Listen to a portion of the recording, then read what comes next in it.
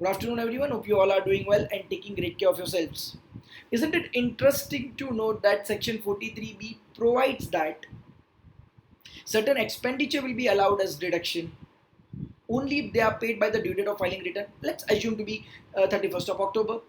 Section 40 says that TDS compliance is to be done by the due date of filing return of income. Let's assume that to be 31st of October, but my due date of issuing tax audit report is 30th September, which is tomorrow. What if my client has not paid the TDS or the items which are listed in section 43B by tomorrow or by the date of issuing a tax audit report? And he says that I would be paying by 31st of October.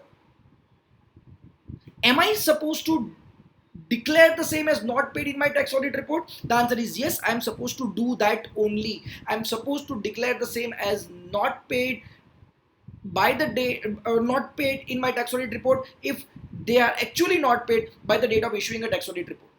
But what is to be done when he actually pays it? Would it have any problem in the processing of my return under section 143(1)? The answer is that in those cases we can revise our tax audit report. Rule 6G sub rule 3 categorically provides that in those two circumstances which I mentioned, a chartered accountant can revise his tax audit report, but this revision must take place by the end of the assessment year.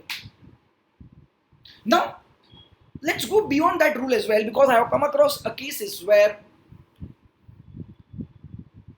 certain erroneous reporting has been done in a tax audit report inadvertently by a chartered accountant. Let's take an example that amount of contingent liability, though not debited to profit and loss account, the chartered accountant has reported erroneously in a tax audit report.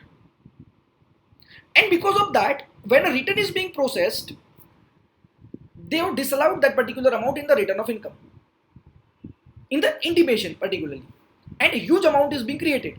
What is to be done now? In those cases, what we need to do is we need to once again revise that particular tax audit report, and in the reasons when they are asking why do we want to revise the tax audit report, we need to mention that amount of contingent liability, though not debited to profit and loss account, inadvertently reported under a particular clause in the tax audit report. Upon the error being realized, we have rectified the tax audit report. We did this in some of the cases and observed that the demand has been reduced to an appropriate amount.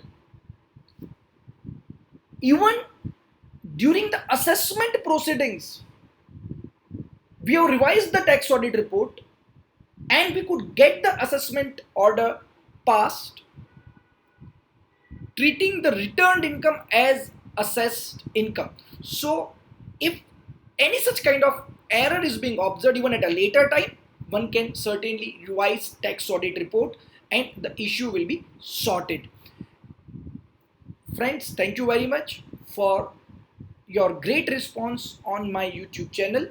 I am preparing this videos based on the queries that I am getting from friends like you. This video is precisely prepared based on a query that I have received from a very good friend of mine in Ahmedabad. If you have a query on which you think I should be preparing a video, please feel free to share your query with me. I would be trying to prepare a video for the benefit of the members. Thank you very much. Stay safe.